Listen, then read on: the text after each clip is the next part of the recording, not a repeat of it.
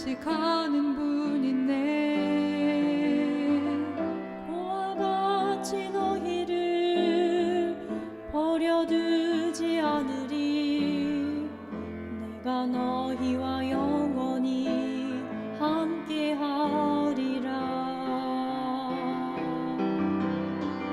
성령이 오셨네. 성령이 오셨네. 내 주에 보내신 성령이 오셨네.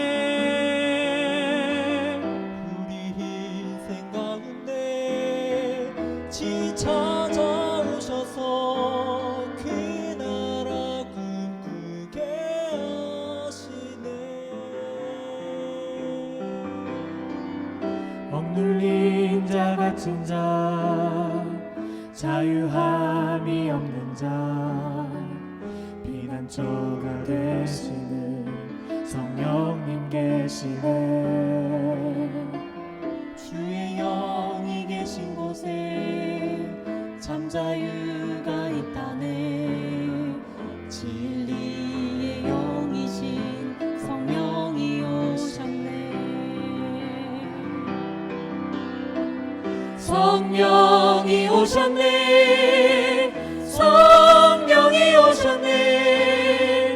내 주에 보내신 성령이 오셨네. 우리 인생 가운데 친히 찾아오셔서 그 나라 꿈꾸게 하시네. 성령이 오셨네. 성령이 오셨네. 내 주에 보내신 성령이 오셨네. 우리 인생 가운데 친히 찾아오셔서 그 나라 꿈꾸게 하시네.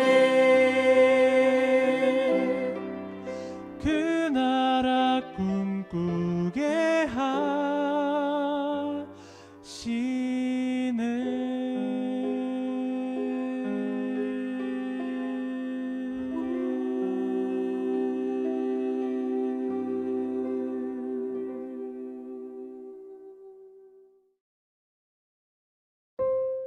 늘 살피고 보호하여 주시는 고마우신 하나님 우리 아버지, 모든 나라의 흥망을 좌우하시는 대주제이신 아버지를 믿고 있는 우리들이 마음을 다하여 드리고 있는 간절한 기도를 다 들으시는 줄 믿습니다. 우리는 비록 이 혼돈으로 얼룩진 이 땅에 있지만 아버지께서는 우리의 당하는 처시를 다 아시겠사오니 불쌍히 여기시어 어떻게도 할 수 없는 이 사태를 종식시킬 수 있도록 자비를 베풀어 주옵소서. 당면한 코로나 팬데믹 상황 속에서 새로운 방식의 사역이 필요한 것을 자각한 교회의 지도자들이 온라인 선교를 계획하고 추진하려고 하고 있습니다. 이 사역에 종사하려는 모든 분들에게 영육간의 건강을 베푸시고 사역을 시작하기 전에 책임을 맡고 있는 모든 분들이 아버지께 대한 믿음의 확신을 마음에 품을 수 있도록 은혜 내려 주옵소서. 온라인 방식의 선교가 지금의 상황 속에서는 최선의 방법이라 언론되어 전심을 다하여 시작하려 하오니 아버지 우리들의 계획에 힘을 실어 주옵소서. 말씀이 더 많은 이들에게 선포될 수 있도록 도와주시옵기를 바라오며 거룩하고 존귀하신 예수님 이름 받들어 감사하며 기도드립니다.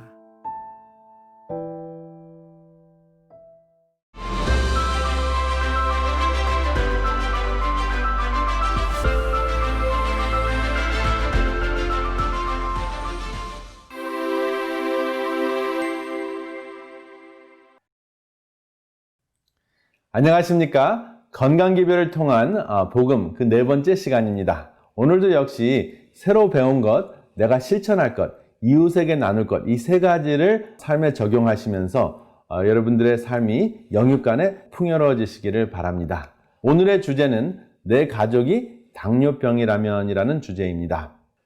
당뇨병을 한마디로 하면 어떠한 질병일까요? 저는 풍요 속의 빈곤, 넘쳐나는 혈관이라고 이름을 붙여보았습니다. 왜 풍요 속의 빈곤일까요? 혈관 속에는 혈당이 굉장히 많아요. 그래서 풍요롭습니다. 그런데 정작 세포는 그 혈당을 받아들이지 못하기 때문에 배고픈 것입니다. 그리고 혈관 안에 당이 넘쳐나기 때문에 소변으로 새어나갑니다. 그래서 당뇨병이죠. 여기 세포에 어떠한 문제가 생기길래 당뇨병이 생기는지 한번 살펴보겠습니다. 여기에 당뇨병의 핵심이 있습니다. 세포막에는 인슐린 초인종이라는 것이 있는데 인슐린이 인슐린 초인종을 탁 누르면은 세포 속에서 다양한 단백질이 분비가 되면서 세포막에 포도당 문을 이렇게 만들어냅니다.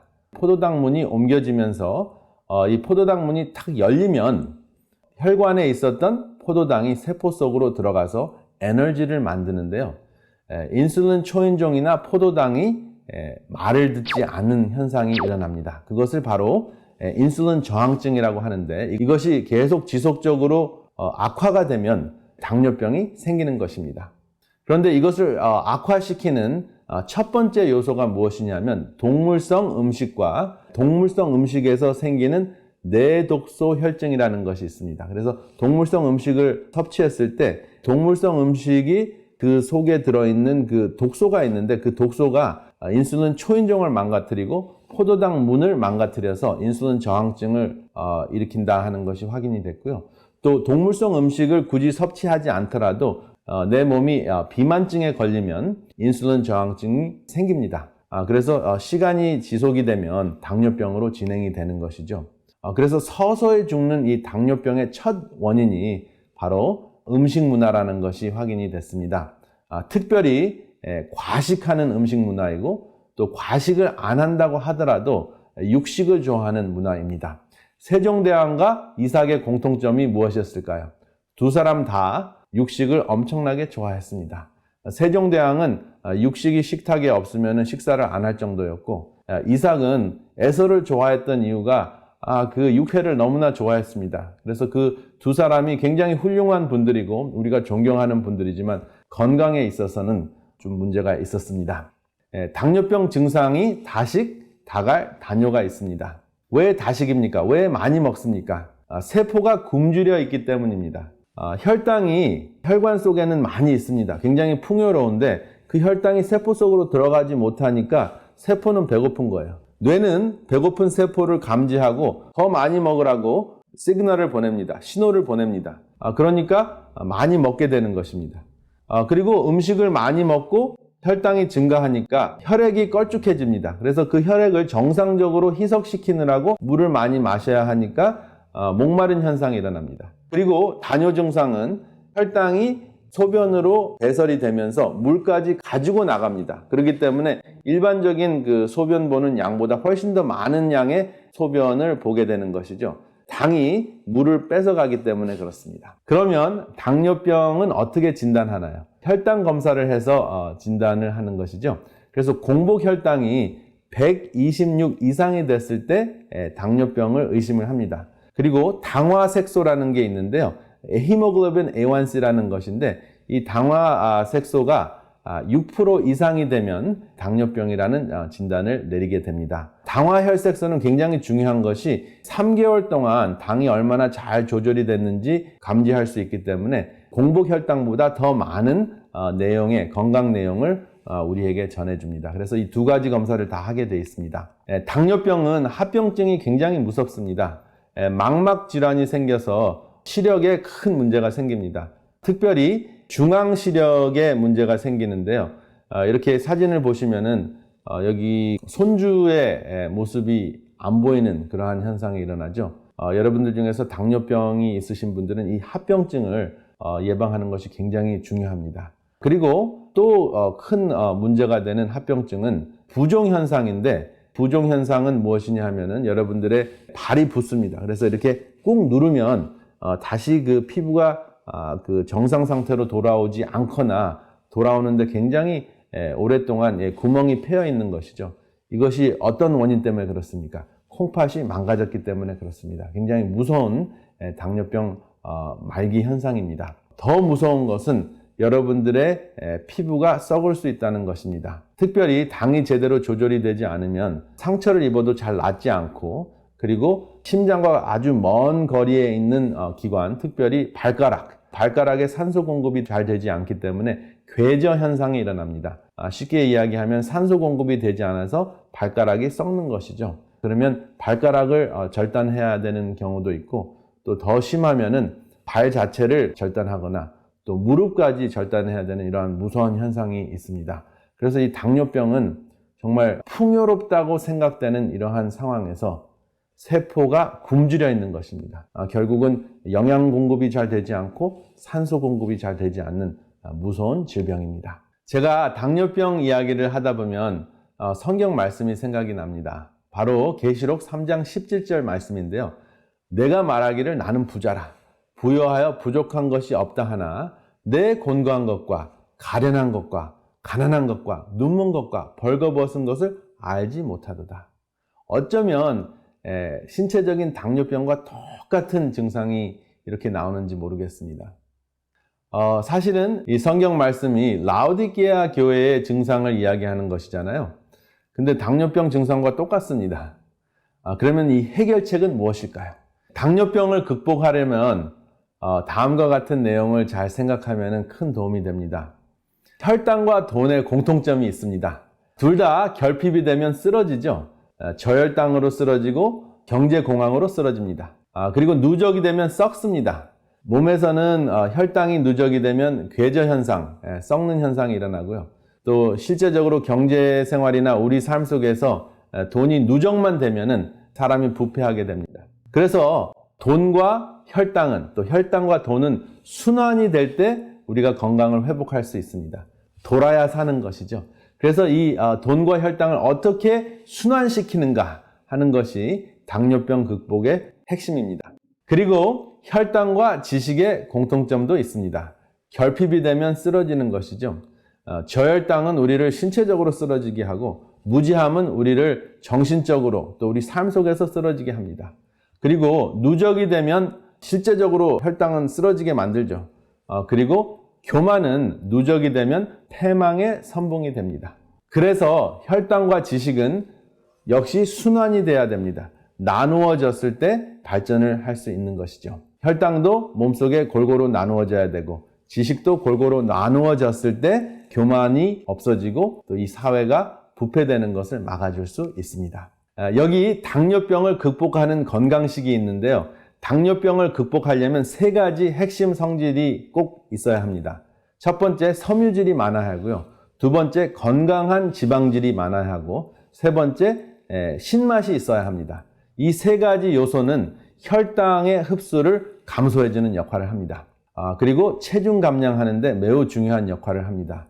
그리고 당뇨병에 매우 중요한 것은 운동입니다. 운동에는 3가지가 있습니다. 유연성 운동이 있고, 근력 운동이 있고, 유산소 운동이 있는데요.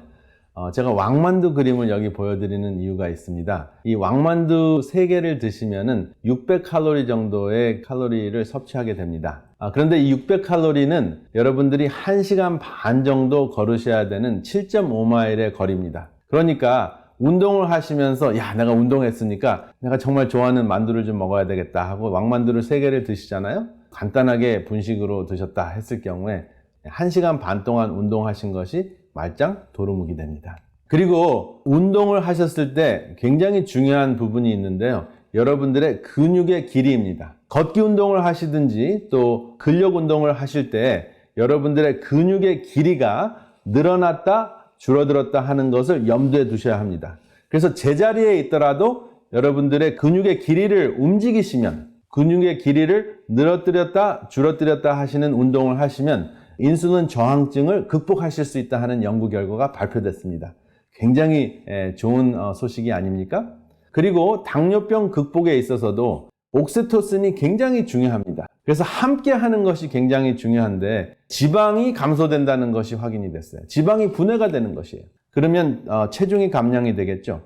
그리고 몸속에서 유연성이 생겨서 근육이 더 잘 움직이게 돼서 혈당 조절이 더 잘 된다는 것이 확인이 됐습니다.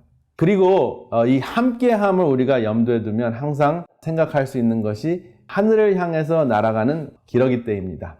기러기가 이렇게 B자 모양으로 날아가는 이유는 에너지 소모를 감소하려고 하는 것이잖아요.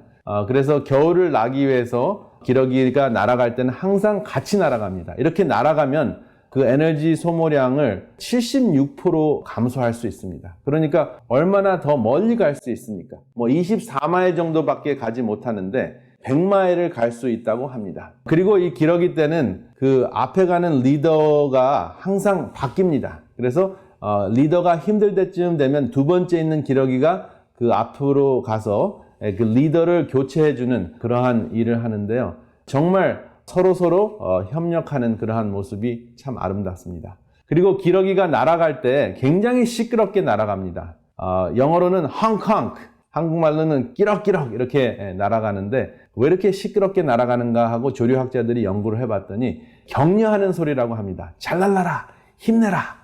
리더에게 특별히 하는 소리고요. 주위 기러기에게 그 바람잡이 하는 그러한 그 소리라고 합니다. 그리고 기러기가 가끔 가다가 낙오되는 기러기가 있는데 낙오됐다가도 바로 다시 행렬에 조인한다고 합니다. 왜냐하면 그 낙오되는 그 순간 공기의 저항력을 느끼면서 내가 혼자서는 안 되겠구나, 함께 해야 되겠구나 하는 것을 본능적으로 느낀다고 합니다. 사람은 기러기보다 못한 경우가 있는 것 같습니다. 자존심 때문에 그렇지 않나 생각이 됩니다. 그리고 굉장히 감동적인 것이 있는데요. 그 기러기가 아플 수가 있잖아요. 근데 아픈 기러기가 낙오가 되면 정말 다시 조인할 수 없을 정도로 힘들어지면 앞에 있는 기러기와 뒤에 있는 기러기가 반드시 같이 따라가서 회복할 때까지 기다렸다가 그 다음 행렬을 조인한다고 합니다. 여러분, 기러기 때의 함께함을 통해서 우리가 당뇨병을 극복하는 그 옥시토신, 그러한 호르몬을 우리가 몸속에서 분비하는 그러한 체험을 하시고, 그리고 영적으로도 하늘 기러기 때가 돼서 하늘을 향해서 목적지까지 낙오되지 않고 날아가실 수 있도록 우리가 함께 하시기를 이 시간에 간절히 바랍니다.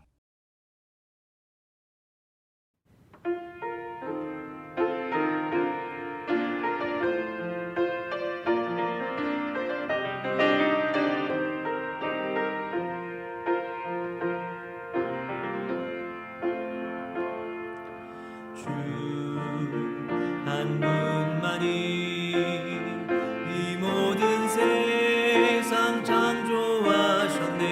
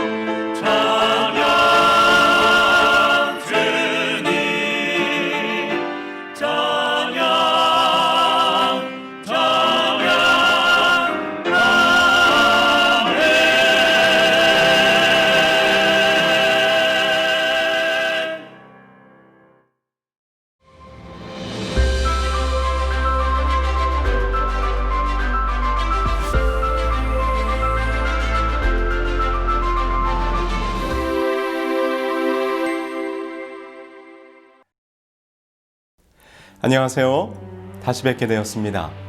어제 각 지역 사이트에서 진행된 온라인 소그룹에 잘 참여하셨는지요?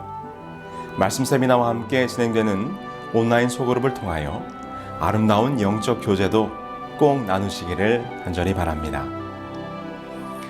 저에게는 성경의 예언서인 다니엘서와 요한계시록을 생각하면 특별한 기억이 하나 있습니다. 그것은 저의 결혼과 관련이 있는데요. 다니엘서와 요한계시록이 저의 결혼과 무슨 연관이 있을까요? 여러분들이 화면으로 보시기에 제 모습이 어떻게 보일지는 모르겠지만 제가 아직은 꽤나 젊습니다. 그런데 제가 결혼을 좀 일찍 했기 때문에 아이도 이제는 다 성장했고 올해로 벌써 결혼 23년째를 맞이하고 있습니다. 그러니까 지금부터 23년 전이니까요. 제가 결혼할 당시 나이가 25살이었습니다. 신학과 2학년을 마치고 이제 막 군대에서 제대했을 때 결혼을 했습니다. 아직 신학생 시절이었죠. 세상 물정도 모르는 철없는 학생이 결혼을 한 것입니다. 학교도 졸업하지 않았으니 잡이 있었던 것도 아니고 정말 제가 생각해봐도 아무런 준비 없이 결혼을 했습니다. 그러니 여러분 생각해보세요. 저에게 딸을 시집 보낸 우리 장모님께서 마음을 놓을 리가 있었겠습니까? 철없는 사회를 보면서 장모님께서 어떤 마음이셨을까? 가히 짐작이 갑니다. 그런데 당시에 제가 신학과 3학년이었는데 그때 신계훈 목사님께서 삼육대학 총장님으로 계시면서 저희 신학생들에게 다니엘 요한계시록 수업을 하고 계셨습니다.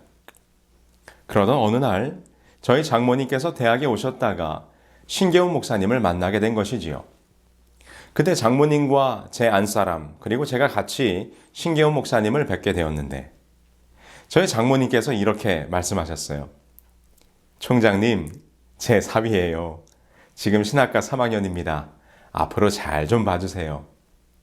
그래서 제가 네 목사님, 지금 목사님이 강의하시는 다니엘 요한계시록 강의를 듣고 있습니다. 그러자 총장님께서 맞아, 그렇지. 그래, 자네 이번에 파이널 과제는 제출했는가? 그때 그 수업의 파이널 과제가 다니엘 요한계시록에 관한 각종 자료들을 스크랩해서 제출하는 것이었습니다. 역사, 사진, 신문, 각종 문서들을 스캔해서 자료집을 만드는 그런 과제였는데요. 신계훈 목사님께서 사무실 한쪽에 쌓여있던 수많은 스크랩북들 중에 저의 것을 찾아오시더니 네, 사위가 아주 과제를 잘했습니다 하시면서 장모님에게 내보이시는데 그 스크랩북 위에 교수님께서 채점한 점수표가 붙어 있었습니다. 그런데 그 점수표를 보니 교수님께서 저에게 A하고도 더블 플러스를 주신 것입니다. 그러면서 교수님께서 집사님, 사위 걱정 안 하셔도 되겠습니다. 그렇게 말씀을 해주시는 것이었습니다. 그때 저희 장모님께서 얼마나 좋아하시던지 철없고 못 믿어왔던 사위가 드디어 합격 도장을 받았던 순간이었습니다. 그래서 지금도 장모님께는 제가 신계훈 목사님으로부터 A 더블 플러스 도장을 받은 사위로 인증을 받고 있습니다. 목사님의 A 더블 플러스 도장이 당당한 사위로 인정받는 표가 되었던 것이지요. 그런데 여러분, 우리도 하나님의 백성으로서 당당히 서기 위하여 도장을 받아야 한다는 것을 아십니까? 성경은 그것을 하나님의 인이라고 표현하고 있습니다. 요한계시록 7장 2절의 말씀입니다. 또 봄에 다른 천사가 살아계신 하나님의 인을 가지고 해 돋는 데로부터 올라와서 이 장면 속에 보면 한 천사가 하나님의 인을 가지고 올라옵니다. 그리고 하나님의 종들의 이마에 그 인을 치기 시작하는데 계시록 7장 9절 이하에 보면 이 인침을 받은 사람들이 하나님께 찬양과 경배를 드리며 구원의 기쁨을 누리는 장면이 기록되어 있습니다. 이는 하나님의 백성으로 구분되어 구원에 들어간 자들의 모습입니다. 그런데 매우 흥미로운 것은 사단도 자신의 백성들에게 표를 준다는 것입니다. 우리 요한계시록 13장 16절의 말씀입니다. 그가 모든 자, 곧 작은 자나 큰 자나 부자나 가난한 자나 자유인이나 종들에게 그 오른손에나 이마에 표를 받게 하고. 이곳에도 표가 나옵니다. 이 표는 하나님의 인과는 다른 짐승이 주는 표. 그래서 우리는 이 표를 짐승의 표라고 부릅니다. 하나님의 인과 짐승의 표. 아주 흥미롭지 않습니까? 이것은 구원에 들어갈 자들과 멸망받을 자들을 구분하는 표식이 될 것입니다. 그렇다면 어떠한 사람들에게 하나님의 인이 주어지게 될까요? 오늘 그 이야기를 나눠보려고 합니다. 우리 다 함께 요한계시록 13장으로 가보시겠습니다. 요한계시록 13장 1절로 2절입니다. 이곳에 보면 바다에서 한 짐승이 올라오는 모습이 기록되어 있습니다. 그런데 그 형상이 참으로 기괴하여 사자의 입, 곰의 발, 표범과 비슷한 듯 하지만 또 머리가 7이어 뿔이 10개가 돋아나 있습니다. 그런데 이 설명을 보니 어떠십니까? 네, 그렇습니다. 바다에서 올라온 짐승이라는 장면과 함께 그 모양새가 영락없이 다니엘 7장에 기록된 사자, 곰, 표범, 그리고 무서운 짐승의 형상을 한데 모아놓은 모습이지 않습니까? 그래서 우리는 이 짐승을 복합 짐승이라고 부릅니다. 여러 짐승의 모습이 한 짐승 속에 복합적으로 나타나 있기 때문입니다. 그런데 성경이 말하기를 용이 자기의 능력과 보좌와 권세를 이 짐승에게 주었다라고 기록합니다. 용은 곧 사단입니다. 다시 말해서 지금 이 바다에서 올라온 짐승은 용의 대리자로서 이 땅에 등장하는 어떤 세력을 의미하는 것이지요. 그렇다면 이 복합 짐승은 무엇일까요? 자, 계시록 13장 5절로 7절을 보시면 이 복합 짐승이 하는 일들이 나오는데요. 이 복합 짐승이 등장하여 하는 일을 가만히 보면 계시록 13장의 장면이 다니엘서 7장의 작은 뿔과 연결되어 있다는 것을 보게 됩니다. 제가 좀 정리하여 설명해 드리도록 하겠습니다. 이 둘이 똑같은 말로 하나님을 대적합니다. 계시록 13장 5절에 신성 모독을 말하는 입을 받고, 작은 뿔의 모습과 같지요? 다니엘 7장 25절에 보면 지극히 높으신 이를 말로 대적하며, 아울러 하나님의 백성들을 괴롭히는 모습도 같습니다. 요한계시록 13장 7절에 보면 성도들과 싸워 이기게 되고, 다니엘서 7장 25절 또 지극히 높으신 자의 성도를 괴롭게 할 것이며. 여러분 어떻습니까? 다니엘서의 작은 뿔과 계시록의 복합 짐승의 모습이 완전히 일치하지 않습니까? 거기다가 다니엘서 7장, 8장에 나오는 작은 뿔과 계시록 13장에 나오는 복합 짐승이 같은 세력임을 분명히 확인시켜주는 확실한 증거는 이 세력의 활동 기간이 정확히 일치한다는 것입니다. 계시록 13장 5절에 그 짐승이 42달 일할 권세를 받았느니라 라고 기록하고 있는데요. 이것은 다니엘 7장 25절 작은 뿔의 활동 기간으로 예언된 한때와 두때와 반때와 같은 기간입니다. 이것에 대하여 설명을 조금 드리자면 다니엘서에 기록된 한때는 1년을 말하는 것입니다. 이것은 다니엘서 11장 13절을 보시면 알 수 있는데요. 북방왕은 돌아가서 다시 군대를 전보다 더 많이 준비하였다가 몇 때, 곧 몇 해 후에 오리라는 말씀 속에서 이 때라는 말이 곧 해, 곧 1년을 의미하는 것을 알 수 있지요. 그러므로 한 때와 두 때와 반 때, 곧 세 때 반은 3년 6개월입니다. 이 3년 6개월을 달수로 하면 12달, 12달, 12달, 6달, 42달이 되는 것으로 계시록 13장의 42달과 같은 기간으로서 연결이 되는 것입니다. 여기서 부연 설명을 드리자면 성경에 예언된 기간을 이해할 때는 예언상 하루를 실제 역사 속에서는 1년으로 계산합니다. 이는 에스겔 4장 6절의 말씀을 근거로 내가 내게 40일로 정하였나니 하루가 1년이니라는 예언풀이의 열쇠에 의하여 적용되는 것입니다. 그래서 이 연일 원칙에 따라 생각할 때 작은 뿔, 곧 이 복합 짐승의 활동 기간이 42달은 1260일, 하루를 1년으로 계산할 때 1260년의 시간이 나오게 되는 것입니다. 자, 그런데요. 다니엘서에 등장했던 작은 뿔이 이 마지막 시대의 복합 짐승의 모습으로 다시 출현하는 이유가 무엇일까요? 오늘 이것이 짐승의 표와 연결이 되는 사건이므로 여러분 잘 보시기 바랍니다. 계시록은 이 짐승의 출현을 묘사하면서 이렇게 표현하고 있습니다. 계시록 13장 3절입니다. 그의 머리 하나가 상하여 죽게 된 것 같더니 그 죽게 되었던 상처가 나음에 온 땅이 놀랍게 여겨 짐승을 따르고. 이 말씀에 보니 이 짐승이 머리가 상하여 죽게 되었지만 그 상처가 낫게 되어 세상에 등장하자 온 땅이 그 짐승을 따르게 되었다고 설명합니다. 이 복합 짐승, 곧 다니엘서에서는 작은 뿔이죠.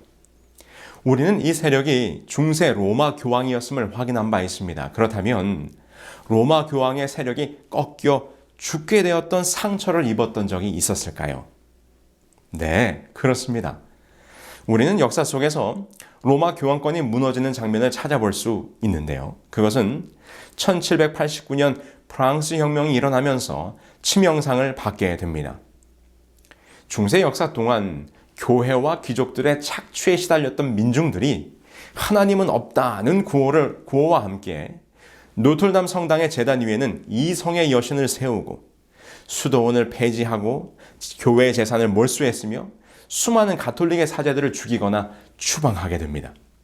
그리고 마침내 1798년 혁명정부의 버티어 장군이 이태리로 내려가 바티칸에 있던 교황 피우스 6세를 끌어내림으로써 중세 교황권의 전성기가 끝을 맺게 되었던 것입니다. 이것이 538년 가톨릭을 대적했던 마지막 민족 동고트가 멸망하면서 명실상부 중세 유럽의 최고 권력의 자리를 차지했던 로마 교황이 꼭 1260년 만에 종막을 고하게 된 사건이었습니다. 그런데 지금 13장, 요한계시록 13장을 보니 그 죽게 되었던 교황권의 상처가 나으면서 권세를 회복하게 될 때 온 세상이 그를 따르게 된다는 것입니다. 이것은 교황권의 역사가 여기서 끝나지 아니하고 계시록 13장의 예언처럼 마지막 시대에 다시 등장하게 될 것이라는 것입니다. 그럼 교황권의 상처가 낫게 되었던 사건은 무엇입니까? 교황권의 세력이 다시 회복되는 역사는 예수회의 활동, 나폴레옹의 몰락, 이탈리아의 통일운동 등이 맞물리면서 서서히 진행되다 결정적으로 이탈리아의 권력을 쟁취한 무솔리니가 1929년 2월 11일에 교황과 비준한 라테란 조약으로 교황권이 회복됩니다. 이 조약에 따라 교황은 불신성 불가침의 지위를 지니고 있고 가톨릭 교회는 교회의 유일한 종교이며 바티칸 시국은 주권을 행사하는 독립국가임을 인정받게 되었던 것이죠. 당시 1929년 2월 12일자 샌프란시스코 크로니컬스에서는 교황의 죽었던 상처가 치료되다라는 제목 아래 다음과 같이 기사를 게재하였습니다. 오늘 밤 로마에 관한 문제는 과거에 대한 것이었으며 바티칸은 이탈리아와의 사이에 평화를 유지하고 있다. 중대한 문서에 상처를 낫게 함이라는 심필을 첨가하는 것에 관하여 양편 다 극진한 진실성을 보였다. 여러분 어떻습니까? 그 이후 교황의 모습은 계시록 13장 3절의 예언, 곧 온 땅이 놀랍게 여겨 짐승을 따르더라는 말씀처럼 온 세상 사람들과 세계 지도자들의 칭송을 받고 있습니다. 단편적인 예로 지난 2015년 교황이 미국을 방문했을 때 이런 재미있는 일이 있었습니다. 2015년 9월 24일 프란체스코 교황은 미국 상하원 합동연설을 하였습니다.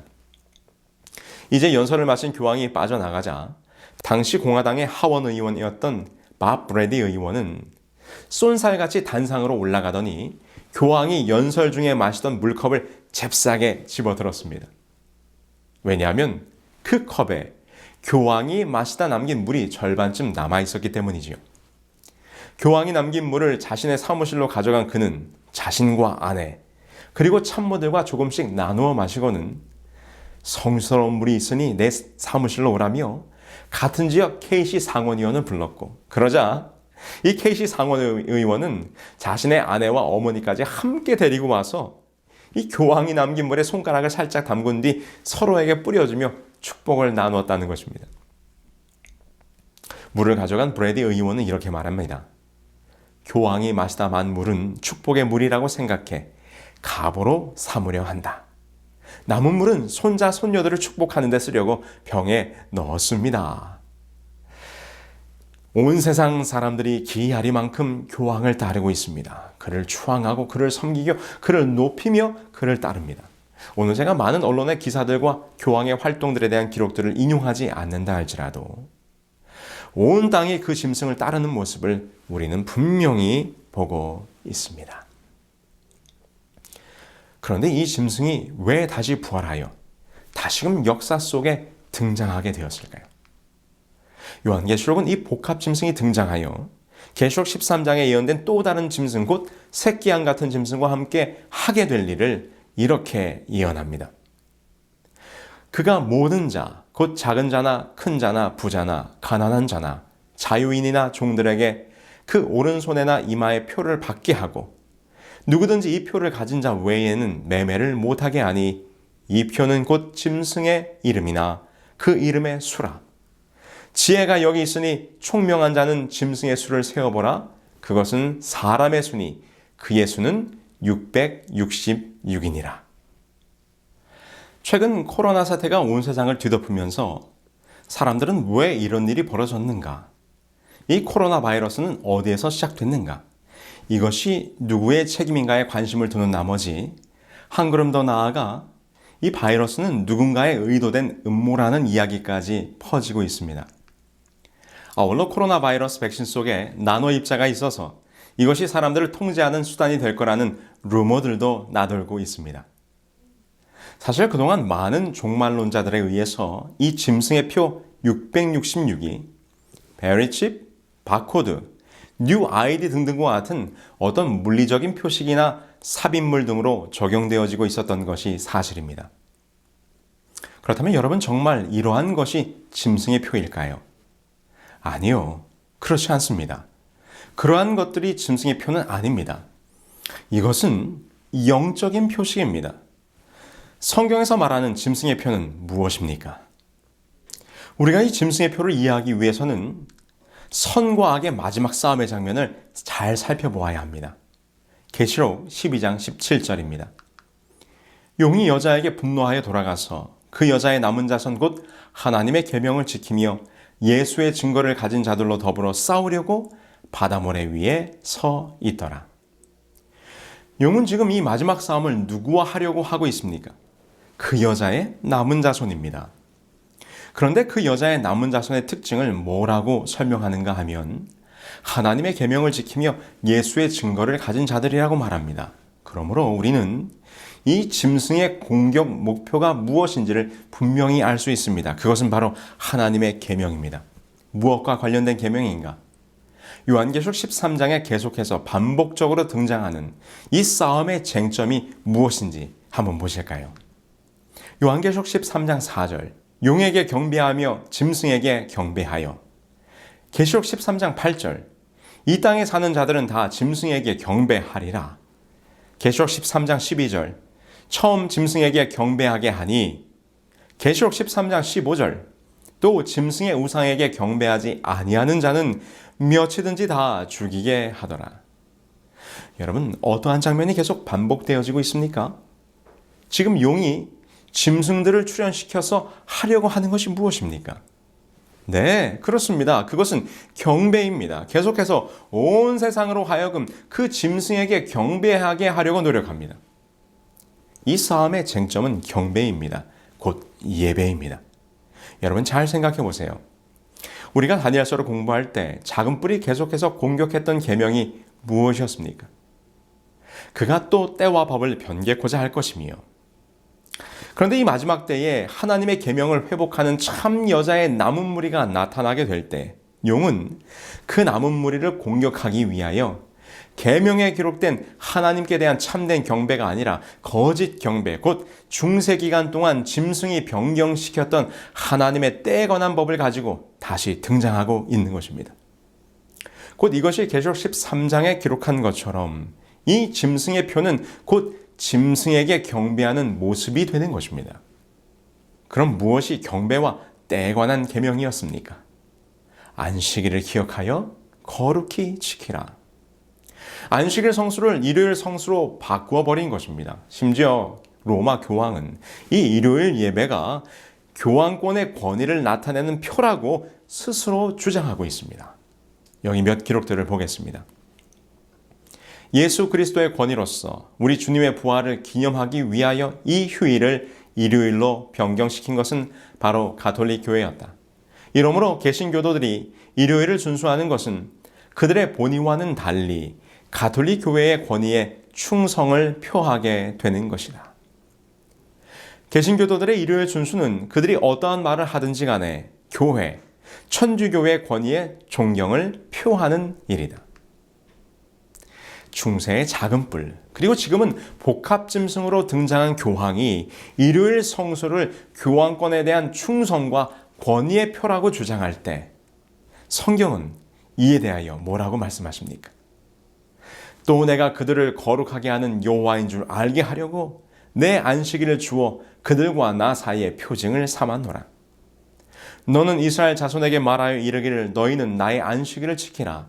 이는 나와 너희 사이에 너희 대대의 표징이니 나는 너희를 거룩하게 하는 여호와인 줄 너희가 알게 함이라. 안식일, 곧 하나님의 성의를 지킨다는 것은 하나님이 이 세상의 주인이요 곧 나의 주인이 되심을 인정하는 신앙적 행위요 곧 나는 주님의 것임을 받아들이는 하나님의 인이 되는 것입니다. 그런데 사단은 이 세상의 주인이 누구인지를 분명히 밝히고 있는 이 안식일 계명을 바꾸어 이 세상이 자기 것인 양 주장하려고 하고 있는 것입니다. 그래서 하나님의 인이요 표가 되는 안식일 계명을 바꾸어 일요일 성수로 바꿔버린 것입니다. 이것이 곧 짐승의 표인 것을 우리는 깨달아야 합니다. 참 경배와 거짓 경배, 참 안식일과 거짓 안식일. 이것이 하나님의 임과 짐승의 표의 영적 표식이라는 것입니다. 여기 사진 속에 서류 봉투가 하나 있습니다. 이 서류 봉투는 얼마 전에 저희 안사람이 한국으로 보내기 위해 미국 우체국에서 국제 우편으로 보낸 서류 봉투입니다.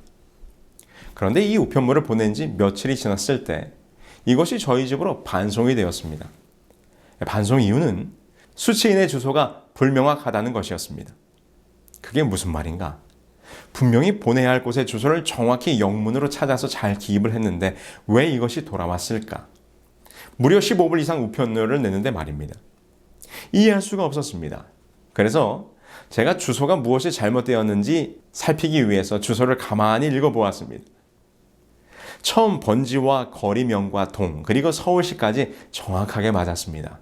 그런데 그 다음에 조금 이상한 것을 발견했습니다. 마지막에 이렇게 써 있었어요. Democratic People's Republic of Korea. 여러분, 이곳이 어디입니까? 이 주소가 뭐가 잘못되었는지 아시겠습니까? 네, 이 영문으로 표기된 Democratic People's Republic of Korea를 한국어로 한다면 조선민주주의 인민공화국이라는 말입니다. 이 우편물이 반송된 이유가 여기에 있었습니다. 저희 안사람이 Republic of Korea라고 주소를 썼는데 그 우체국 직원이 주소를 입력하다 실수를 한 것이었습니다. 대한민국으로 가야 할 우편물이 조선민주주의 인민공화국으로 가도록 표기가 되었으니 이 우편물이 반송될 수밖에 없었던 것이지요. 여러분, 우리에게 정확한 표식이 있어야 합니다. Republic of Korea라고 다 같은 코리아가 아닙니다. 같은 것 같지만 그 종착지는 완전히 다른 것입니다. 여러분, 안식일과 일요일 그저 어느 한 날에 예배하면 되는 것이지 무엇이 큰 차이겠는가라고 생각하신다면 큰 오산입니다. 그것은 여러분들의 인생길의 마지막 종착지를 확실히 나누게 될 것입니다. 여러분, 하나님의 인을 받으셔야 하겠습니까? 짐승의 인을 받으셔야 하겠습니까? 그렇다면 우리는 모두 어떻게 하면 하나님의 인을 받을 수 있을까요? 여러분, 우리가 오늘 서두에 보았던 계시록 7장에 하나님의 인을 치는 장면을 기억하시죠? 그 인침의 장면을 이해하기 위해서는 구약 에스겔서로 가보아야 합니다. 에스겔 9장 2절로 6절에 보면 에스겔이 이상 가운데 보았던 한 인치는 장면이 기록되어 있습니다. 그 장면이 이렇게 됩니다. 에스겔이 이상 가운데 보니 먹그릇을 찬 사람과 그 뒤를 이어 살육하는 기계를 가진 자들이 나타나서 예루살렘 성읍을 순행하여 다니는데 그 먹그릇을 찬 사람이 사람들의 이마에 표를 하기 시작합니다. 그런데 어떤 사람들에게 표를 하는가? 예루살렘에서 벌어지고 있는 가증한 일로 인하여 탄식하며 우는 자에게 표를 하는 것입니다. 그리고 무서운 것은 인을 받지 못한 자들은 누구든지 죽이라는 심판의 명령이 내려지게 되는 것이죠. 그렇다면 인을 받게 되는 조건은 분명합니다. 예루살렘 성읍에서 벌어지고 있는 가증한 일로 인하여 탄식하며 우는 것입니다. 그럼 도대체 예루살렘에서 벌어지고 있는 그 가증한 일은 무엇이었을까요? 에스겔 8장의 기록을 살펴보겠습니다. 그가 내게 이르시되 인자야 너는 눈을 들어 북쪽을 바라보라 하시기로 내가 눈을 들어 북쪽을 바라보니 제단 문 어귀 북쪽에 그 질투의 우상이 있더라. 내가 들어가 보니 각양 곤충과 가증한 짐승과 이스라엘 족속의 모든 우상을 그 사방벽에 그렸고. 에스겔이 보니 하나님이 임재해야 할 성소 안에 온갖 우상들이 가득한 모습이 펼쳐집니다. 이것이 가증한 일이었습니다. 여러분 어떻습니까? 사도 바울은 말하기를 우리의 마음이 하나님의 성전이라고 말씀하셨어요. 너희는 너희가 하나님의 성전인 것과 하나님의 성령이 너희 안에 계시는 것을 알지 못하느냐. 오늘 여러분들의 마음 성전에 성령 하나님께서 임재하고 계십니까? 아니면 세상의 욕망과 재물에 대한 탐욕과 명예에 대한 욕구가 가득하십니까? 하나님보다 더 사랑하는 것이 우리들의 마음속에 있다면 그것은 가증한 일입니다. 에스겔은 말합니다. 이러한 가증한 일이 성소 안에서 벌어지고 있는데 이 모습을 보면서 울며 탄식하라. 그래야 하나님의 인을 받는 것입니다. 울며 탄식하는 것이 무엇입니까? 그것은 진정한 회개인 것입니다. 선지자 요엘은 우리에게 이렇게 권면하셨습니다. 너희는 옷을 찢지 말고 마음을 찢고 너희 하나님 여호와께 돌아올지어다. 이것이 오늘 이 마지막 시대, 곧 심판이 다가오는 이 시대에 우리가 해야 할 일입니다. 여전히 세상의 것으로 가득 차 있는 우리의 마음을 보면서 울며 탄식하는 것입니다. 마음을 찢으며 회개하는 것입니다. 이 일이 선행되지 않으면 인치는 전사가 우리의 이마에 하나님의 인을 치지 못할 것입니다. 오늘 이 시간 여러분들의 마음에 회개의 역사가 일어나기를 소망합니다. 침례 요한의 외침을 들었던 자들이 그의 마음에 찔림을 받아 무엇을 해야 할지 물었을 때 그는 말하기를 회개하고 침례를 받으라 말씀하셨습니다. 오늘 말씀을 듣고 있는 여러분들의 마음속에 진정한 회개의 역사가, 말씀에 대한 순종이 일어나시기를 간절히 소망합니다. 그런데 저는 여기서 한 장면을 더 보려고 합니다. 에스겔 8장에 보니 온갖 우상에 대하여 경배하는 가증한 장면이 나오다가 이러한 모습이 나옵니다. 에스겔 8장 16절입니다. 그가 또 나를 데리고 여호와의 성전 안뜰에 들어가시니라. 보라, 여호와의 성전 문 곧 현관과 제단 사이에서 약 25명이 여호와의 성전을 등지고 낯을 동쪽으로 향하여 동쪽 태양에게 예배하더라. 여러분, 성소의 문은 동쪽에 있었습니다. 그것은 당시 고대 종교의 대부분이 태양 숭배 사상이었기 때문에 하나님은 성소의 구조 가운데 하나님의 보좌를 서편에 배치하여 백성들이 성소로 들어올 때는 동쪽을 등지고 하나님의 보좌가 있는 서편을 향하여 들어오게 하셨습니다. 이는 동쪽 태양 숭배 사상을 막기 위함이었습니다. 그런데 에스겔의 이상 중에 보니 몇몇 사람들이 성소 안에서 동쪽을 향하여 경배하고 있는 것입니다. 이 또한 예루살렘에서 벌어지고 있는 가증한 일입니다. 그런데 하나님의 성전에서 태양을 숭배하는 이 장면이 오늘 우리의 기독교 안에서는 어떻게 벌어지고 있습니까? 여기 이 기록을 한번 보실까요? 로고스는 안식일 축제를 새로운 연합으로 인하여 빛의 부활일로 옮기셨다. 그는 우리에게 그 빛의 첫날을 주님의 구원의 날에 있을 참 쉼의 모형으로 주셨다. 이 빛의 날, 곧 첫째 날이요 참 태양의 날에 우리가 모이는데 이 날을 우리가 성스럽고 영적인 안식일로 축제하는 바이다. 우리는 안식일에 준행해야 했던 모든 의무를 다 주의 날로 옮겼는데 이는 이같이 하는 것이 보다 더 타당하며 또 이 날은 유대인의 안식일보다 뛰어나고 높은 위치에 있고 더욱 영광스러운 날이기 때문이다. 이 인용문은 가장 유명한 교회 역사 중의 하나인 유세비우스 책 시편 주에에서 일요일 신성론에 대한 설명을 다루고 있는 부분입니다. 그는 예수 그리스도를 찬빛 또는 의의 태양으로 연결하여 일요일인 태양의 날을 예배일로 삼았다는 것입니다.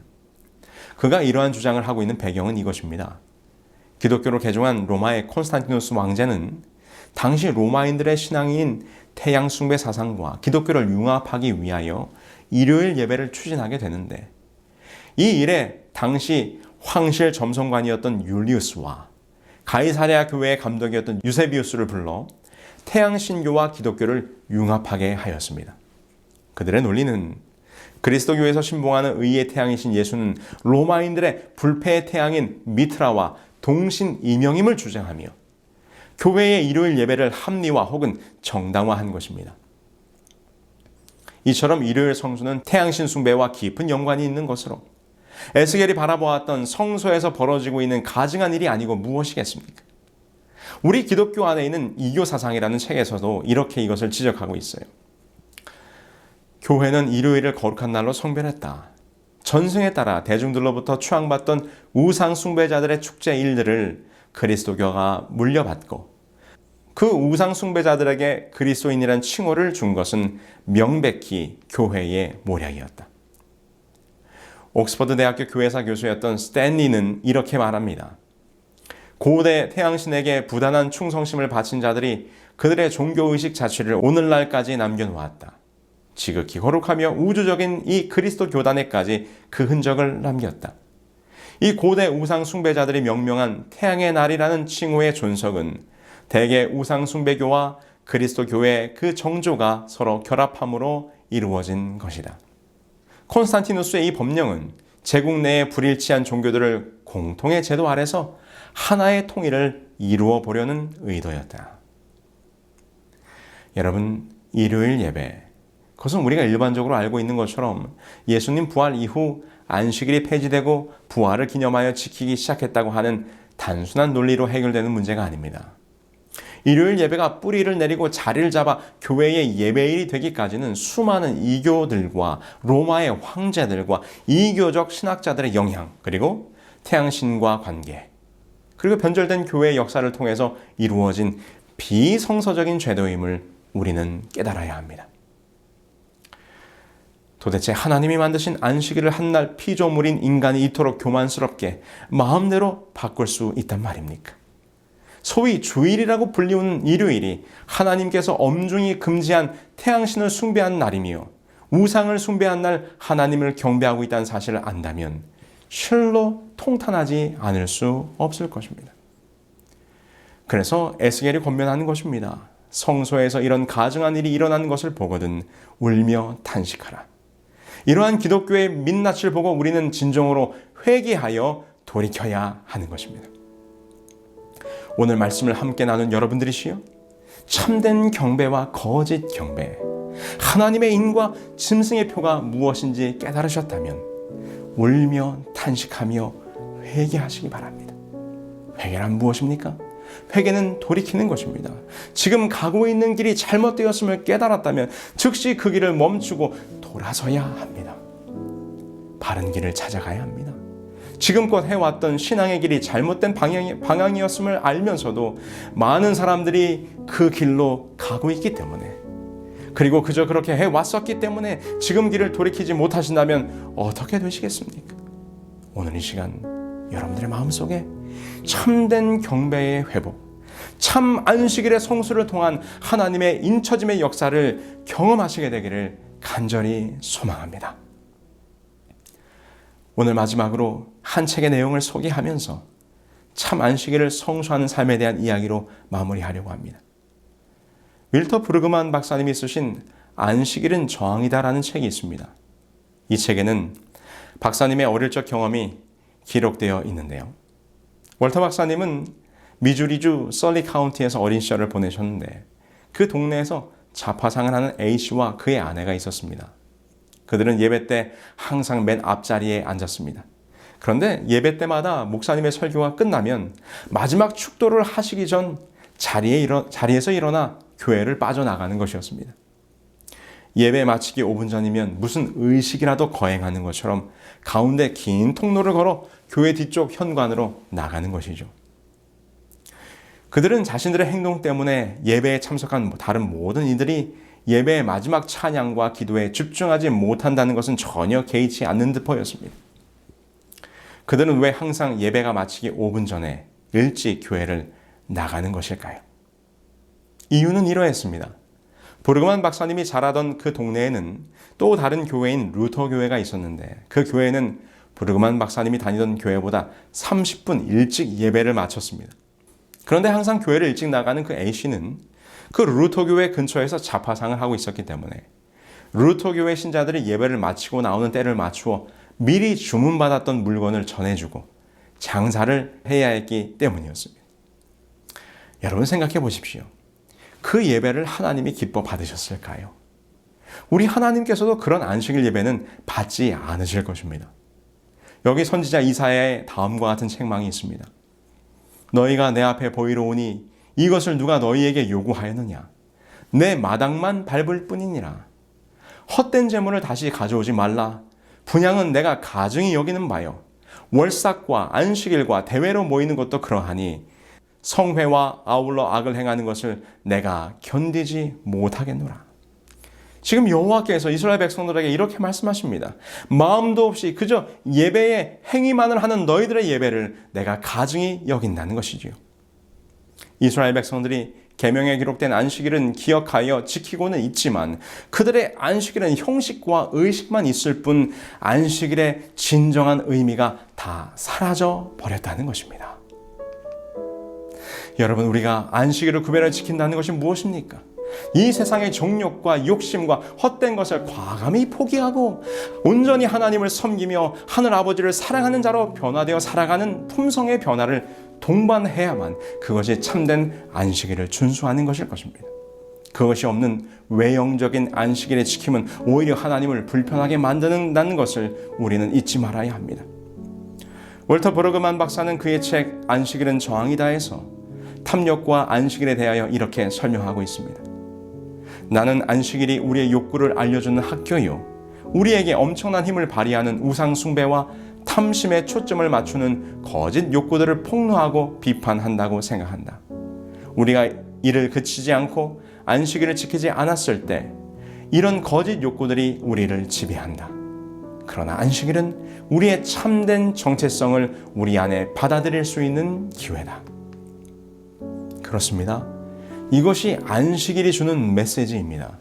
우리가 안식일의 의미를 진정으로 우리들의 삶에서 회복할 때 우리는 탐욕과 욕망에서 벗어날 수 있을 것입니다. 더 가지려고, 더 소유하려고 발버둥치며 살아가는 이 세상에서 우리가 안식일을 지키며 우리의 일을 멈추고 우리의 욕심을 내려놓기만 하면 온 세상을 창조하신 우리 아버지께서 더 많은 것으로 우리에게 선물을 주십니다. 여러분, 우리들에게 안식일을 주신 하나님의 사랑과 그 의미를 깨달았다면 이제 우리는 다르게 살아야 합니다. 세상의 가치와 세상의 기준이 아니라 하나님께서 우리에게 허락하신 안식일의 가치와 그 의미가 살아있는 삶을 살아야 하는 것입니다. 여호와 하나님께서 허락하신 안식일이 이 세상을 창조하시고 우리를 구원하사 그것을 기념토록 하신 날, 세상의 삶을 멈추고 하나님께로 나아와 그분이 주시는 참된 평안과 쉼을 누리는 날, 그 안식의 축복에 함께하지 않으시겠습니까?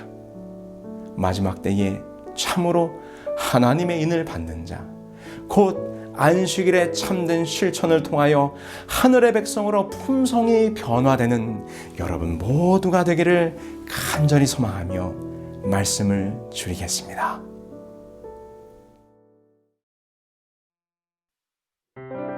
그들은 모두 주가 필요해 모두 알게 되리 사랑의 주님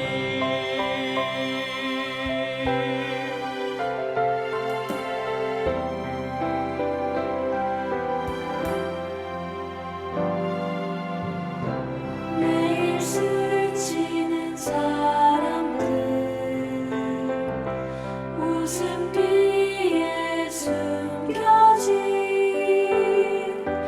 공허한 그 눈빛을 무엇으로 채우나 모두 자기 고통과 두려움 가득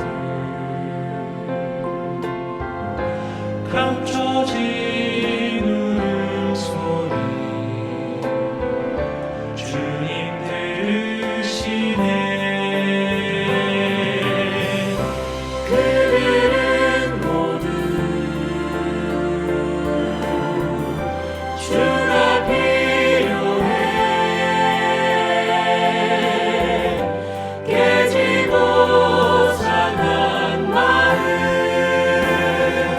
주가 여시네 그들은 모두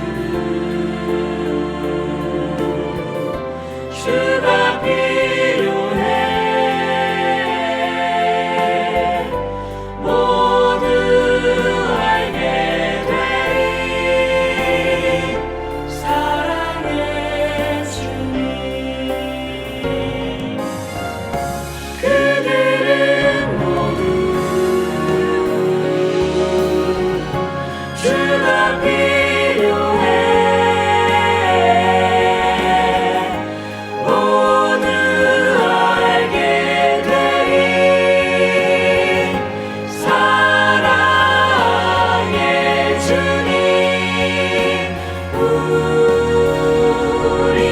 우리는 모두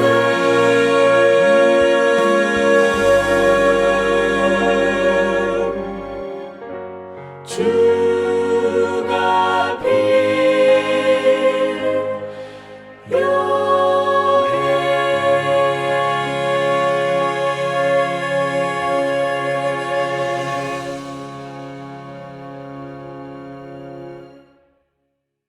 하늘에 계신 저희들의 아버지 하나님, 오늘 말씀을 함께 나눈 우리 모두가 하나님께 드려야 할 온전한 참된 경배를 통하여 하나님의 백성으로, 하나님의 인을 받는 백성으로 구별될 수 있도록 인도하여 주시옵기를 우리 주 예수 그리스도의 이름으로 기도합니다. 아멘. It is written 성경 예언 세미나에 참여하신 여러분 모두를 환영합니다. 이번 세미나에 참여하시는 분들을 위해 성경 연구 기록되었을 때라는 성경 공부 교재를 무료로 드립니다. 총 25권 한 세트로 되어 있는 이번 성경 공부 교재에는 이번 예언 세미나의 강의 내용이 담겨져 있고 뿐만 아니라 성경의 귀한 진리들이 단순하고 간결하게 잘 정리되어 있습니다. 이번 세미나에 등록하시는 분들에게는 누구에게나 무료로 보내드립니다. 교재 신청 방법은 itiswrittenkorea.com에 들어오셔서 메인 페이지에 세미나 등록하기 버튼을 누르신 후 접수 사항을 기입하여 주시면 여러분이 거주하시는 곳에서 가장 가까운 지역 사이트에서 연락을 드리고 책을 보내드립니다. 말씀의 귀한 진리를 쉽게 공부할 수 있는 성경 연구 기록되었을 때 교재를 무료로 받으실 수 있는 기회를 놓치지 않으시기 바랍니다. 감사합니다.